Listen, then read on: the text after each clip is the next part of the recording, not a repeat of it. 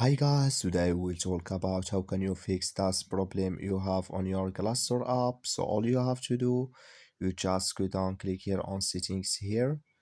So then it's going to take you to this list. Then all you have to do, you just go down here.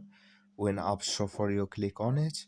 So then it's going to take you to this list here. You just go down here to looking for Glassdoor app. So you keep going down here. When it's going to show for you here, click on it.